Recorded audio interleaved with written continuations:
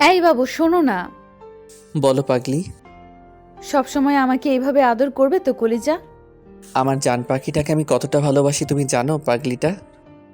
আমার না অনেক ভয় হয়, মনে হয় আমি তোমাকে হারিয়ে ফেলবো জানটা। কেন কলিজা এমনটা মনে হয় কেন? আমি কি তোমাকে কম ভালোবাসি বলো? বেবি, ওই জন্য না তো, আমি তো জানি তুমি আমাকে কত ভালোবাসো। আমি যখন তোমার কাছে আদর চাই তুমি তখনই আমাকে আদর করে দাও। তাহলে এমনটা ভাবো কেন কলিজা? এখনো কি তোমাকে আদর করে দিতে হবে জান পাখিটা? এই না প্লিজ, দুষ্টুমি করো না। এখন একটু আগে না তোমাকে আদর দিলাম, এখন কিন্তু আমি আর গোসল করতে পারবো না সোনা। ওকে করব না, কিন্তু এইভাবে তোমাকে ধরে রাখতে পারি তাই না? হ্যাঁ রাখো। আচ্ছা শোনো না। আরে পাগলি বলো, আমি শুনছি তো। কি হয়েছে বলবে তো? তোমার কিছু চাই নাকি এমন কিছু হয়েছে যেটা আমাকে বলতে পারছে না জানটা? বললাম তো আমার প্রচন্ড পরিমাণে ভয় হয়, মনে হয় তোমাকে হারিয়ে ফেলবো। কলিজা, তুমি আমাকে কখনো ভুলে যাবে না তো? তাহলে কিন্তু আমি সত্যি মরে যাব। তোমাকে ছাড়া আমি না একটা দিনও কল্পনা করতে পারি না। শোনো, তুমি ভুলেও অন্য মেয়েদের দিকে তাকাবে না, কেমন? আরে বাবা তুমি এমনটা ভাবো কেন? কি হয়েছে সেটা তো বলো। আর তুমি বারণ করেছো, আমি তেমন কোনো কাজ করেছি কলিজা? করনি, তারপরও আমার ভয় হয়। সবসময় মনে হয় তুমি আমার থেকে হারিয়ে যাবে। কিন্তু কেন সেটা তো বলবে। তুমি খেয়াল করনি কলেজের সব মেয়েগুলো কেমন করে তোমার দিকে তাকিয়ে থাকে?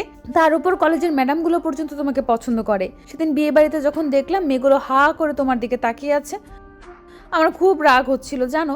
মনে হচ্ছিল শাকচুন্নিগুলোকে কষিয়ে কয়েকটা লাগিয়ে দেই। ওদের কত সাহস আমার বরের দিকে তাকায়, আমার বরটাকে শুধু আমি দেখব।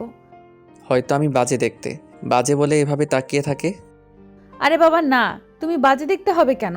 আমার বরটা কতটা কিউট হ্যান্ডসাম তুমি জানো।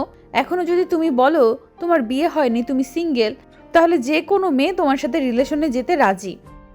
এমনকি তোমাকে বিয়ে করে নিতেও পিছু পা হবে না। আর বলছো তুমি দেখতে খারাপ? তুমি জানো তোমার এই হ্যান্ডসাম কিউটনেস দেখে আমি তোমার প্রতি ফিদা হয়ে গেছিলাম, তাই বিয়েতে হ্যাঁ বলে দিয়েছিলাম। ও, তার মানে বিয়েটা তোমার জন্য হয়েছে তাই তো? আমি তো ভেবেছিলাম তুমি যে সুন্দরী দেখতে আর যে পরিদের কিউট, তাতে কখনোই আমাকে বিয়ে করতে রাজি হবে না। আর তুমি তো জানতে আমি অনেক দুষ্টু টাইপের, তাহলে কি করে এত সহজে বিয়েতে রাজি হলে? আমি তো তোমাকে যখন প্রথম দেখে এসেছিলাম বাসায় আসার আগেই আব্বুকে বলে দিয়েছিলাম হয়তো তুমি আমাকে পছন্দ করবে না, তাই মনটা খারাপ হয়ে গেছিল। আশ্চর্যের বিষয় কি জানো, তুমি নাকি নিজেই বিয়েতে হ্যাঁ বলে দিয়েছো। সবটা জানার পর আমি না অবাক হয়েছিলাম, আমার বিশ্বাসই হচ্ছিল না। তুমি তো আমাকে ভালোই বাসো না, বিশ্বাস করবে কেমন করে? কে বললো ভালোবাসি না? এখন তো প্রচণ্ড পরিমাণে ভালোবাসি, থাকতে পারি না তোমাকে ছাড়া। দেখো তোমাকে ভালোবাসি বলেই তোমার কতটা কাছে আছি। আচ্ছা তোমার আদর লাগবে বলো, এখন আমি অনেক আদর করে দিব। তবু এমন কথা বলো না পাগলি। না বললাম না, আমার এখন আদর লাগবে না। তোমার করতে ইচ্ছে করলে তুমি করতে পারো, আমি তোমাকে কখনো বারণ করিনি।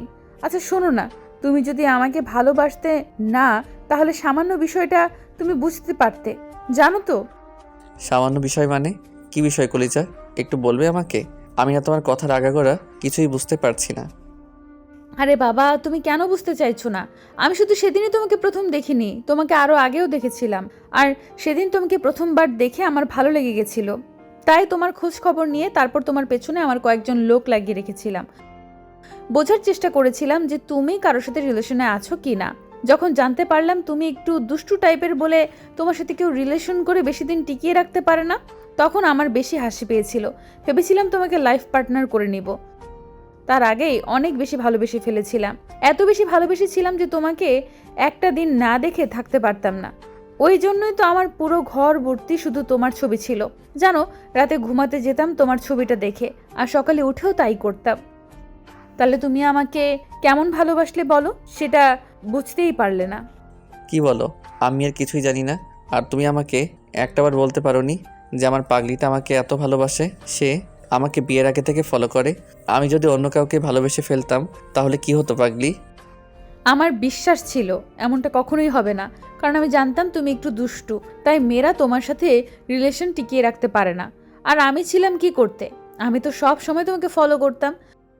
যদি তেমন কিছু হতো তাহলে জোর করে তুলে নিয়ে গিয়ে বিয়ে করে নিতাম তোমাকে। আমি কি মেয়ে যে তুমি আমাকে জোর করে উঠিয়ে নিয়ে গিয়ে করতে? আমি অন্য কাউকে ভালোবাসলে তুমি আমাকে কি করে নিজের করে নিতে পারতে বলো? জানি না, তারপরও আমার বিশ্বাস ছিল জানো তো, তুমি অন্য কাউকে ভালোবাসতেই পারো না, কারণ প্রথমবার দেখাতেই আমার মনে হয়েছিল তুমি শুধু আমার জন্য তৈরি হয়েছো, অন্য কারো জন্য না। তাই যখন অন্য মেয়েগুলো তোমার দিকে তাকিয়ে থাকতো, তোমার গায়ের উপর ঢলে পড়তো না, তোমার সাথে কথা বলার চেষ্টা করতো, তখন আমার প্রচণ্ড পরিমাণে রাগ হতো। মনে হতো সবগুলোকে খুন করে ফেলি। তাহলে একটাবার বলতে কেন পারোনি তুমি আমাকে এতটা ভালোবাসো, এতটা বেশি নিজের লাইফে যাও? যদি ভুলবশত আমি কাউকে নিজের লাইফে জড়িয়ে ফেলতাম, তাকে বিয়ে করে নিতাম, তখন কি করে পারতে আমাকে আপন করে নিতে?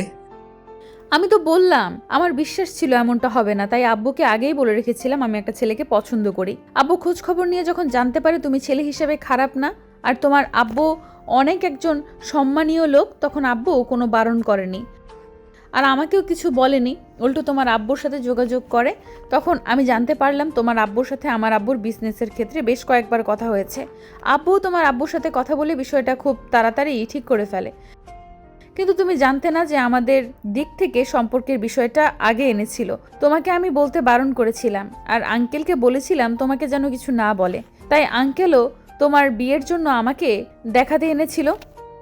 আর তুমি ভেবেছিলে সবটাই অ্যারেঞ্জ ম্যারেজ, কিন্তু আমি তো সবটা প্ল্যান করেই করেছি। তুমি এইটুকুও জানতে পারলে না?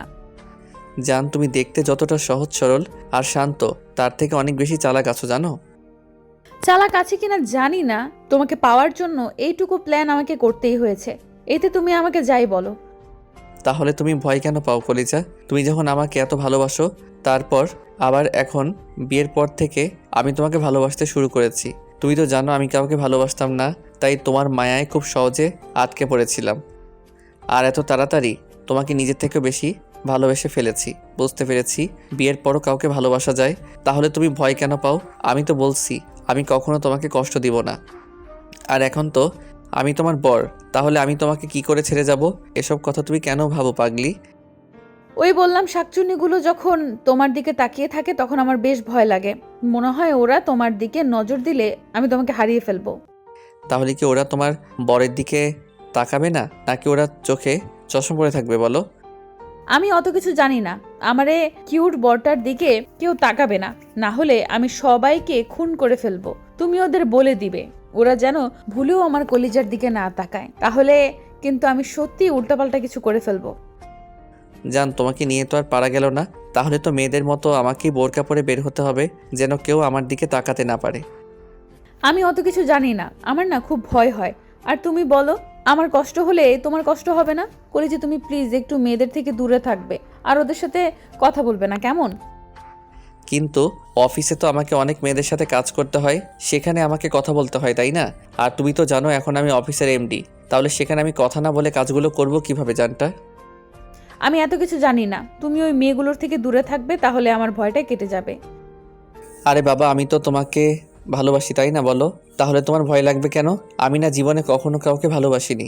আমার বউটাকে প্রচণ্ড পরিমাণে ভালোবাসি, তাকে ছেড়ে অন্য কোনো মেয়ের দিকে আমি নজর দিব কেন? এখন কাজের ক্ষেত্রে তো আমাকে কথা বলতেই হয়, কিন্তু তুমি আমাকে এইটুকু বিশ্বাস করতে পারো যে তোমার কলিজাটা অন্য কারো হবে না। আচ্ছা, তাহলে যখন আমি থাকবো না তখন তুমি কি করে থাকবে জান? এই জানটা প্লিজ এমন কথা বলিও না। তোমার কিছু হওয়ার আগে আমি নিজে শেষ হয়ে যাব। আমি ওপরওয়ালার কাছে সবসময় চাই তোমার কিছু হওয়ার আগে আমি এই পৃথিবীর মায়া ত্যাগ করে চলে যাই। পাগলি, একদম এসব কথা বলবে না। তুই জানো না আমি কতটা ভয় পাই তোমাকে ছেড়ে, যেখানে একটা দিনও থাকতে পারি না। তুমি বাবার বাড়ি চলে গেলে আমি তোমাকে ছাড়া যেখানে একটা মুহূর্ত কাটাতে পারি না। আর তুমি আমাকে ছেড়ে কোথাও গেলে আমি কি করে থাকবো বলো? কিছু হবে না তোমার। তাহলে তুমি এমন কথা বলো কেন? এসব কথা ভুলেও বলবে না, তাহলে আমি অনেক কষ্ট পাবো জান। ওকে বাবা, বলবো না। এখন চুপচাপ থাকো তো, আমাকে একটু আদর করতে দাও। আমি বুঝতে পারছি তোমাকে এখন আদর না করলে এসব উল্টাপাল্টা কথা বলা বন্ধ হবে না, তাই তো? ঠিক আছে, কিন্তু তুমি বেশি দুষ্টুমি করবে না, কেমন? না হলে আবার দুপুরের মতো উল্টাপাল্টা কিছু একটা হয়ে যাবে সোনা। হলে তো তোমার সাথেই হবে, অন্য কারোর সাথে তো নয়। এখন চুপচাপ থাকো তো একটু। নীলাদ্রি চুপ করতেই আকাশ শাড়ির নিচ দিয়ে ওর পেটের উপর 2 হাত রেখে ওকে শক্ত করে জড়িয়ে ধরে, চুলের নাক ডুবিয়ে দিল। আকাশ নীলাদ্রির কোমর ছাড়িয়ে চুলগুলোর উপর প্রচন্ড পরিমাণে দুর্বল, তাই প্রত্যেকদিন ওর চুলের মধ্যে নাক ডুবিয়ে দিয়ে চুলের ঘ্রাণ নিবে। আর ওর ঘাড়ে আস্তে আস্তে আদর করতে করতে ওকে উত্তেজিত করে তুলবে। আকাশ নীলাদ্রির ঘাড়ে কিস করছে, তখনও বলল, জান, আচ্ছা শোনো না। কি হয়েছে বেবি? আচ্ছা জান, আমরা বেবি নিব না?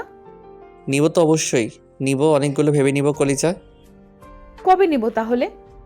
খুব শীঘ্রই, কিন্তু তোমার তো এখনও পড়ালেখাটা শেষ হয়নি, তাই ভেবেছিলাম তোমার অনার্সটা কমপ্লিট হলে আমরা বেবি নিব। আমাদের বিয়েটা 6 মাস হয়ে গেল, এখন অবধি আমি কাউকে কিছু বলতে পারিনি। সবাই আমাকে বলে আমাদের পুচকু কবে আসবে। আব্বু আম্মু পর্যন্ত জিজ্ঞেস করে কবে তারা দাদা দাদির ডাক শুনবে। আমি কি বলবো বলো? আমার তো প্রচন্ড পরিমাণে লজ্জা লাগে এসব কথা বললে।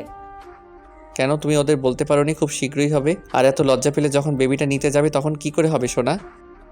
আমার না প্রচন্ড লজ্জা লাগছিল যখন আম্মু সেদিন বলছিল, তখন আমার মনে হয়েছিল আমি লজ্জায় শেষ হয়ে যাব। এখন একটা কথা সবার সামনে বললে কেমন লাগে বলো? আম্মু বললে লজ্জা লাগছিল, তাহলে এখন তুমি বলছো তাতে লজ্জা লাগছে না পাগলি? হ্যাঁ, তা তো লাগছেই। তোমার সামনে বলতে আমার কেমন কেমন যেন লাগে, গায়ের মধ্যে শিরশির করে। তাহলে থাক, আর বলতে হবে না। তুমি চুপচাপ থাকো তো, আমি তোমাকে একটু আদর করে দেই, কেমন? বাবু শোনো না, আরে কলিজা বলো না। বলছিলাম কি, আমার না খুব শীঘ্রই আম্মু ডাক শুনতে ইচ্ছে করে।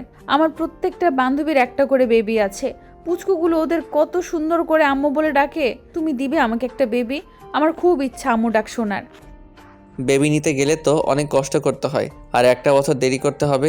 এত তাড়াতাড়ি কিছুই হবে না সোনা, অনেক দিন তোমাকে আদর করতে হবে, আর রোম্যান্স অতিরিক্ত করতে হবে, তাতেই তো তুমি আম্মু হতে পারবে। যা করা লাগে করবে, তারপরও আমি আম্মুর ডাক শুনবো। যত কষ্ট করতে হয় করবে, দরকার পড়লে আমাকে অনেকবার আদর করবে, তারপরও আমার বেবি চাই। আমি অত কিছু শুনতে চাই না। তুমি আমাকে দিবে কিনা বলো, না হলে আমি কিন্তু কান্না করে দিব। তুমি এত বড় একটা মেয়ে হয়েছো, কিন্তু এখনো আমার বাচ্চাটা যায়নি পাগলি। তুমি আমাকে যা বলার বলো, আমি তো তোমার পাগলি। তোমার যা ইচ্ছা বলতে পারো, তাতে আমার কিছু যায় আসে না। তুমি এখন আমাকে আদর করবে, আমার খুব শীঘ্রই বেবি চাই। আচ্ছা ঠিক আছে, আমার দিকে তাকাও। নীলাদ্রি আকাশের দিকে ঘুরল। লজ্জায় ওর পুরো মুখটা টমেটোর মতো লাল হয়ে গেছে। আকাশ দেরি না করে নীলাদ্রিকে কোলে উঠিয়ে নিল। সাথে সাথে নীলাদ্রি ওর গলাটা জড়িয়ে ধরে বুকে মুখ লুকালো। এই যে ভাইয়া এবং আপুরা, আপনাদের আর দেখার দরকার নেই। এরপর কিছু ঝামেলা হলে তাতে আমাদেরকে দোষ দিতে পারবেন না।